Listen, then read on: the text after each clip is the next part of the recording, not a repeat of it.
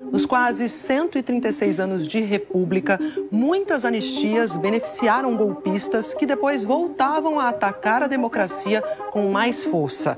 A decisão inédita do STF colocou um fim a esse padrão de impunidade. Jair Bolsonaro foi condenado à prisão com 5 militares e 2 delegados por liderar uma organização criminosa. Dano qualificado contra o patrimônio da União. Matei! Deterioração de patrimônio tombado. Tentativa de abolição violenta do Estado Democrático de Direito.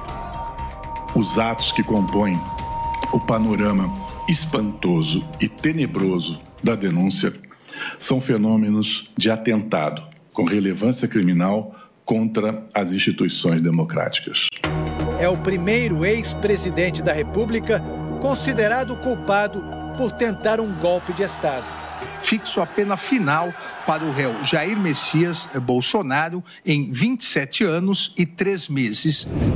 Quinta-feira, 4h30 da tarde, e a ministra Carmen Lúcia, do Supremo Tribunal Federal, acaba de garantir maioria para condenar pela primeira vez um ex-presidente da República por tentativa de golpe de Estado. E a gente conversa com o professor de História do Brasil, Carlos Fico, do FRJ, que acaba de lançar o livro Utopia Autoritária Brasileira, que fala da história de golpes do Brasil. Professor, em 136 anos de história, quantos golpes de Estado viveu o Brasil? Foram 15 golpes, considerando esse último. Professor, desses golpes, quantos ficaram impunes? Todos ficaram impunes, porque, naturalmente, quando os golpistas são vitoriosos, não cabe falar em punição, claro, porque eles estão no poder. E no caso das tentativas que fracassaram, houve impunidade em todos os outros 7 casos, porque o Congresso Nacional sempre aprovou uma anistia para os golpistas. A República do Brasil já começava com um golpe militar. No fim do século XIX, o Império estava em decadência e o Exército com moral alta depois de vencer a Guerra do Paraguai. Em 1889, o Marechal Deodoro da Fonseca depôs Dom Pedro II. 33 anos depois, em 1922, um levante promovido por integrantes do Exército tentou derrubar o presidente civil, Epitácio Pessoa. Os jovens oficiais Eduardo Gomes e Odílio Denis participaram da revolta dos 18 do Forte, ou Movimento Tenentista, que foi fortemente reprimido pelas forças do governo.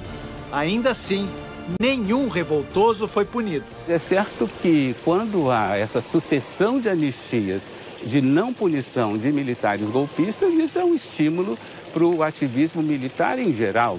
Em 1930, o preço do café despencou por causa de uma crise mundial. E o tenente Eduardo Gomes, que fracassou em 1922, voltou a participar de um levante. Desta vez para derrubar o civil, Washington Luiz. O golpe se consumou e Getúlio Vargas virou presidente. O Palácio do Catete é um dos cenários que melhor representam a história dos golpes no Brasil. Em 1930, o presidente Washington Luiz foi derrubado num golpe de Estado que impediu a posse do seu sucessor eleito, Júlio Prestes. Candidato derrotado nas eleições, Getúlio Vargas assumiu aqui, caçando a maioria dos governadores, fechando o Congresso, as assembleias legislativas estaduais, as câmaras municipais. Durante 15 anos, Getúlio governou com mão de ferro, resistindo à revolta constitucionalista, à chamada intentona comunista e promovendo até um alto golpe. Getúlio saiu daqui deposto por militares. Depois voltou eleito, como se dizia na época, nos braços do povo. O mandato de Getúlio sofreu forte oposição. Em agosto de 54, um manifesto assinado por generais do Exército pediu a renúncia do presidente. Entre os generais estavam Castelo Branco, Costa e Silva, Henrique Lott e o agora brigadeiro Eduardo Gomes. Em vez de renunciar, Getúlio Vargas se suicidou. Um ano depois, Juscelino Kubitschek foi eleito com 36% dos votos. Mas a oposição formada por muitos militares questionou a vitória, já que ele não tinha conseguido maioria absoluta. Juscelino só assumiu com a ajuda de uma intervenção de outra ala militar, chamada de contragolpe, comandada pelo general Lott e Odílio Denis, golpista anistiado de 1922 e agora general do Exército. Veio o golpe de 64. Odílio Diniz e Eduardo Gomes, nunca punidos, tinham sido promovidos a marechais e participaram da deposição de João Goulart, eleito democraticamente. 2 generais que tinham assinado o manifesto contra Getúlio se tornaram presidentes militares. Primeiro, Castelo Branco, depois Costa e Silva. Para o professor de Direito da Fundação Getúlio Vargas de São Paulo, Oscar Vilhena, a sensação de impunidade ao longo da história pode explicar, em parte, o comportamento dos condenados esta semana por golpe de Estado. No Brasil, dar golpe sempre foi algo muito barato. Ou seja, como nós temos uma tradição, seja de impunidade em relação àqueles que estão no poder, seja de anistiar aqueles que tentaram e foram mal sucedidos, né? O fato é que eles não tiveram qualquer constrangimento em deixar uma trilha de provas do atentado à democracia, do atentado ao Estado de Direito que estavam realizando. O ex-presidente Bolsonaro, capitão da reserva, foi considerado líder da organização criminosa e recebeu a maior pena, 27 anos e 3 meses. Depois, o general Walter Braga Neto, ex-ministro da Defesa, ex-ministro-chefe da Casa Civil e candidato a vice-presidente na chapa de Jair Bolsonaro em 2022. Almirante Almir Garnier, ex-comandante da Marinha. Anderson Torres, ex-ministro da Justiça e ex-secretário de Segurança Pública do Distrito Federal. General Augusto Heleno, ex-chefe do Gabinete de Segurança Institucional. General Paulo Sérgio Nogueira, ex-ministro da Defesa. E Alexandre Ramagem, ex-diretor da Agência Brasileira de Inteligência e deputado federal. Esses devem cumprir penas em regime fechado.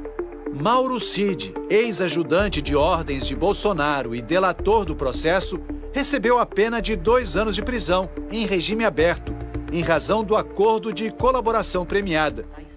A ministra Carmen Lúcia deu o voto que selou a condenação dos golpistas. O 8 de janeiro de 2023 não foi um acontecimento banal, depois de um almoço de domingo, quando as pessoas saíram a passear.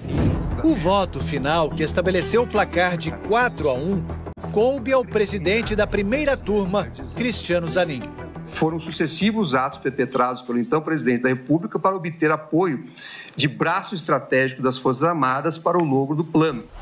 O ministro Luiz Fux foi o único que divergiu. Ele entendeu que o processo deveria ser anulado, argumentando, entre outros pontos, que a competência era da primeira instância e não do STF.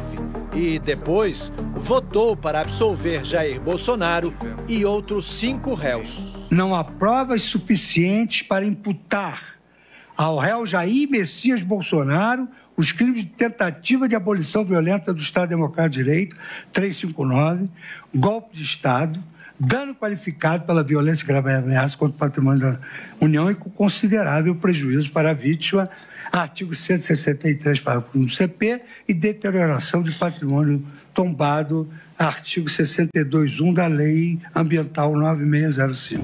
Na última sessão, o decano Gilmar Mendes compareceu ao plenário e o presidente do STF, Luiz Roberto Barroso, sentou à mesa para acompanhar a leitura da sentença. Demonstrações de apoio institucional, dada a importância do momento histórico.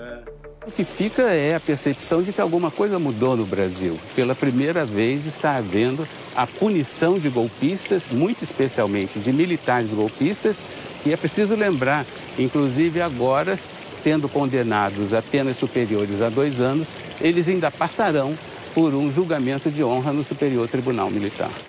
Os especialistas lembram que outros países da América Latina, como a Argentina e o Uruguai, já puniram militares acusados de tortura e de liderar regimes de exceção.